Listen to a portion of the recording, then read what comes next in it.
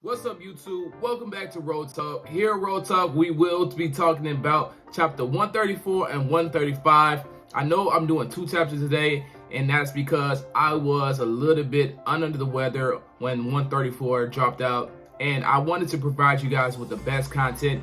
When I did record 134, I was so not feeling well at that time, and I was tired, and I just wasn't bringing that energy that I'm accustomed to bringing. But here today, I'm ready to bring you two chapters, and I will bring that energy for you for 134 and 135. So guys, these next two chapters, one person beat their case of the charges that was filed against them, and then the other person got more charges against them. So it is very cool. Just about the social media about these people beating their cases and everything is funny. And at the same time, if you know, I'm a Zoro guy, and it's not. So at the same time, it's great to be back here talking about some One Piece here with my Nakama, my family, and guys, it's here now. We back and we ready to do this, some road talk, some One Piece chapter review and breakdown. Let's go!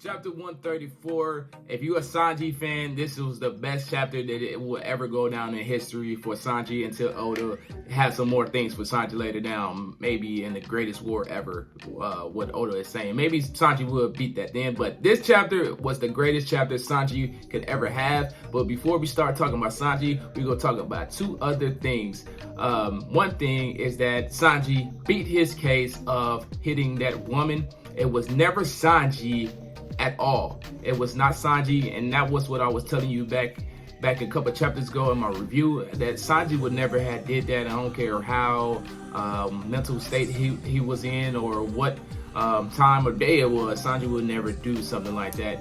And it comes to find out that Queen's obsession with the Ben Smokes science and the German technology, because he kept on wanting to see that German raid suit from Sanji. If you remember that, like, hey, I want to see the raid suit. Let me see the raid suit. Let's duke it out with the raid suit on. Sanji showed it to King, show it to me. Let's fight. And the reason why he did this, because Queen is a little bit obsessed with Judge Ben Smoke, and because the reason why he find out on this chapter is because he has all the capabilities of the Ben Smoke's brother's capability. He doesn't have the Grey Juice powers, but he has everybody else powers. He has Nijijis, he has Ichijis, and he even has Sanji. So all those powers he was trying to show off, and then he wanted to beat Sanji by using the Ben Smoke's powers against Sanji, and that will be able to some way be all about Judge and like, hey Judge, I beat you at your own game using your own power. So that's what that was about. And the reason why Sanji beat his case, because like I said, Queen had the power of all the brothers. So if he was paying attention, Sanji can go in stealth mode. And when Sanji goes in stealth mode, he can't be seen. And Queen can do the same thing. So at the time when Sanji was going through his mental state and thinking in his head and blacking out, Queen took that opportunity time to go in stealth mode and hit the girl, because she wasn't giving him enough attention at that time. And he wanted to discipline her a little bit more because of that, and because he had a soul type of an affection for her. And that was the result. And then when Sanji got from his daydreaming, she thought he hit him, but it was actually really Queen the whole entire time. So everybody, we can rest assured, Sanji is free of all his charges. He beats it all. And not beat it all, but you know what I meant. You know. So Sanji is clear of his case, and he's not a woman beater, and Sanji can go back into being the regular Sanji that y'all love. I don't love Sanji like that. No, but Sanji is a Nakama. Sanji is part of the Straw Hats, and we got to give him respect, and especially since he was giving it to Queen this chapter. And since Sanji put on his raid suit and he learned more about his body, he has an exoskeleton suit on, and his body is improved, and he learned new haki and new powers and everything. he is able to go to a further extent in his level with his Diablo Jambe, and he gets a hotter foot, basically a hotter foot, and that will be able to help him defeat Queen. He used multiple attacks, new attacks that we never seen. Sanji is confirmed stronger than a second commander now. I don't see Smoothie beating him. I don't see obviously Queen beating him now. I cannot even say that Burgess can even beat Sanji at this moment. So Sanji is up there probably in the top 30. Maybe I should do a top 30 one day. How would you guys like that? Comment down below if you would like to see me do a top 30 of One Piece. But yeah, Sanji has improved and he's in the top 30 to me right now of strongest people in One Piece. And after this chapter and actually defeating Queen, and Queen was looking like the perfect steak grilled at the end of this chapter or the start of the next chapter. He just looked perfectly grilled. Sanji did a magnifique job to cook that steak up, or that dinosaur up, and Queen is over. He's off the game and he's out of the war.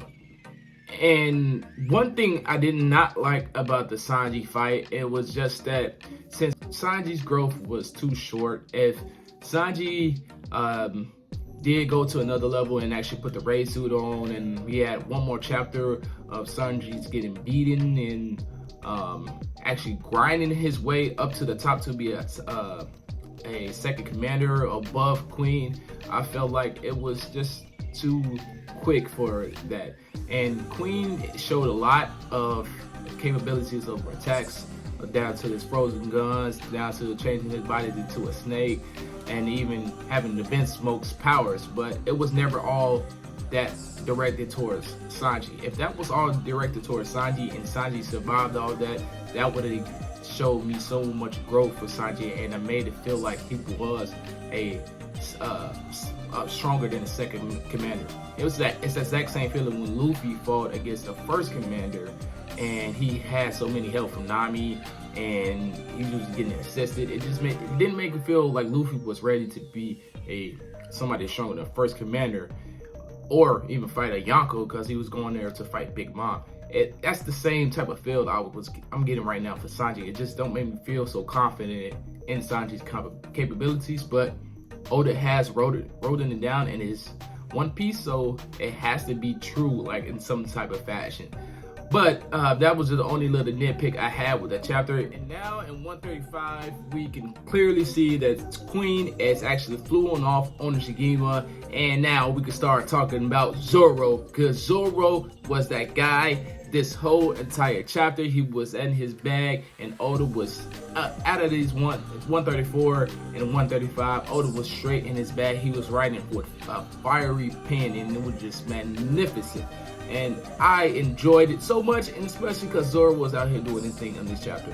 But before we start talking about that, I know I keep saying that every time on my videos, but we do gotta stop real quick, because Kaido had a flashback when he first met King, and during that whole presence of King and Kaido's first meeting and encounter, we do see behind them, we see something that we have seen before in Punk Hazard. So, and it has, I don't know if it's confirmed or not, but the same numbers appeared behind them both, and that's a Punk Hazard. Punk Hazard shows the exact same numbers, so I'm guessing they both were getting experimented, both of them at that moment, because remember, the reason why Momonosuke has a devil fruit power of this dragon is because Kaido was getting experimented on.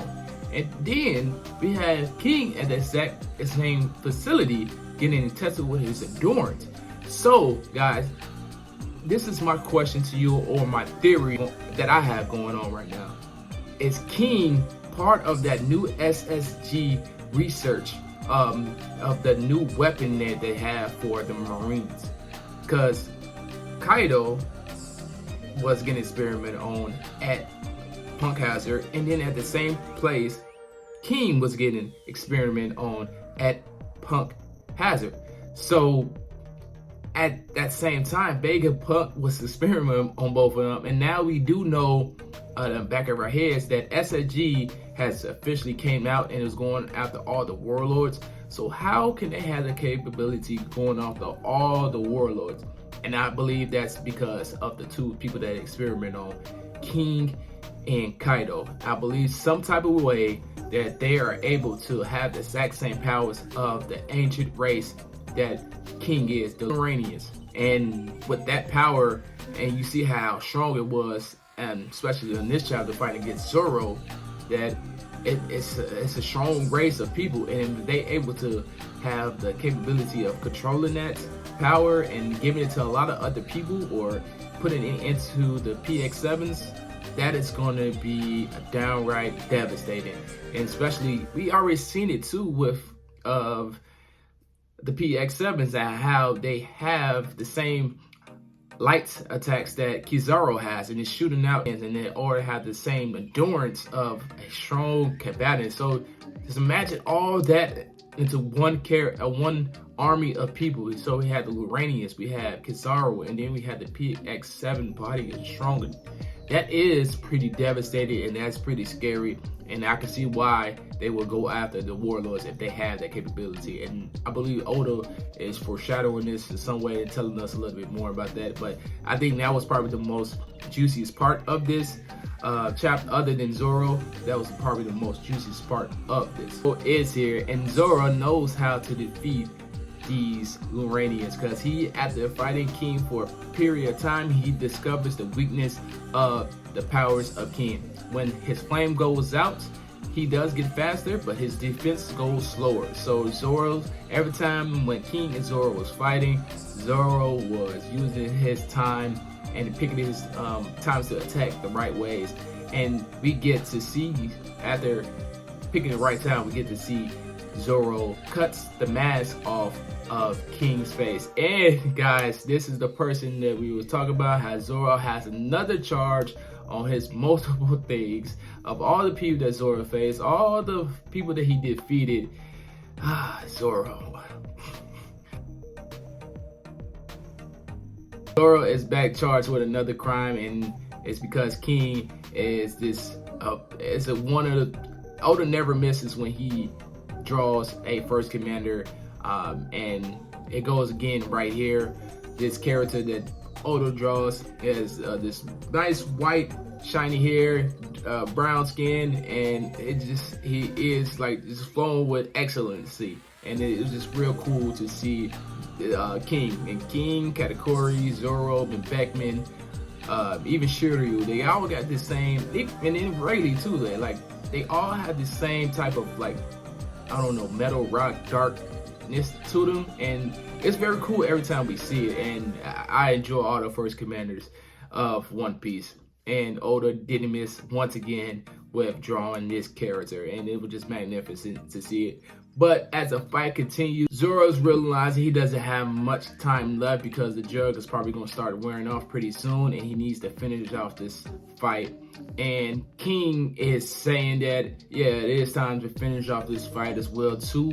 And when King's attacks start to go on, and he shoots out this dragon type magma of a dragon at Zoro, and Zoro even says it's like magma. So it has me kind of foreshadowing that maybe Zoro will have some tie-ins or fighting against Akainu whenever they meet, because magma here, magma there, you can see the similars. Akainu's magma period, he's lava. So I don't know, maybe I'm just reading too much into that, but I don't know. I felt like Zoro would go back and fight Fujitora, just because they're swordsmen and everything, but who knows? Who knows now? Maybe Zoro will fight Akainu, so who knows? But as the fight continues, Zoro was not letting nothing defeat him at this moment, and Zoro unleashes a beautiful attack on King. And why would you attack Zoro with a dragon? Y'all know Zoro is a dragon slayer. Y'all already know this. Zoro is a dragon slayer, and he unleashed a beautiful attack on him, and it looks like King is out of the picture. And the one thing I had an issue with Zoro fight is that when Luffy fought against a first commander, we see this wonderful observation of Haki that category had. He had something that no other person in the whole entire series had. He can predict the future using this mastery of Haki. Now, I know that you might say that Zoro is starting to master his King's Conqueror's Haki thanks to Emma drawing it out. But I never seen any mastery of any type form coming from King. King never showed a mastery of a stronger armament Haki. King never showed a powered, stronger mastery of King Conqueror's Haki or even observation Haki. So it's the fact that Luffy has shown that he can beat somebody with mastery of, and then he overcame that and had that capability and put that into his work and put that into his tool bag. Now Zoro, I know he has now starting to learn how to use his King Conqueror's Haki, but he just never overcame anybody else that had any stronger Haki than him. He never like, oh, okay, you have observation Haki, mastered observation Haki than anybody else in the series, and now I'm gonna figure out a way to defeat you. You have a armament Haki that's super strong. I can cut diamonds, but I can't cut your strong Haki that you have. There wasn't nothing like that for Zoro. So I'm not just picking on Sanji when I say that when they haven't overcame anything, but I was especially looking forward to something that King was going to show some type of mastery of, and just didn't show it, and Zoro never overcame anybody else with mastery. So hopefully maybe their next fight, they will have some type of way of Zoro actually going to get somebody like that later down in the series. But that was my only nitpick about that. But other than that, magnificent chapter, Oda. Magnificent chapter. But who knows right now, especially when Oda is trying to wrap things up in Wano. So it will be very interesting if Zoro is a finished king already. Zoro will be a first commander, officially confirmed about being a first commander. And guys, we are here. Like, the Straw Hat crew is not no joke no more. Like, just imagine where we came from fighting, and just like Dressrosa, or maybe even further back. Let's go back into fighting at in Water 7, and how they was getting sent and flying and stuck against the roof or in the chimneys and couldn't do nothing against CP0 and CP9. And now they're out here being first commanders, second commanders, and Luffy is going to become a Yonko at the end of this arc. So it's just beautiful. It can almost bring a tear to your eyes, because we know the grind of, just how far they came. Maybe it came quick for Zoro and Sanji, because Luffy had to work for his stuff. I mean, like, Luffy had to go get a commander, first commander, and the third commander in Whole Cake Island all in a day's span. So he had to work, and then he had to fight against all the other people that was in the middle. So, but that's a story for another day. But other than that, once again, Zoro was in his bag, and Oda was definitely riding with the fire pan. He was just fantastic out of these 2 chapters, and it's great to see the Wingz of the Pirate King officially being confirmed here in these last 2 chapters. And guys, if you did like the video, please like and subscribe to the channel, so you always will be informed about any time that we do anything here at the channel. And it was great to be back here talking to you guys again.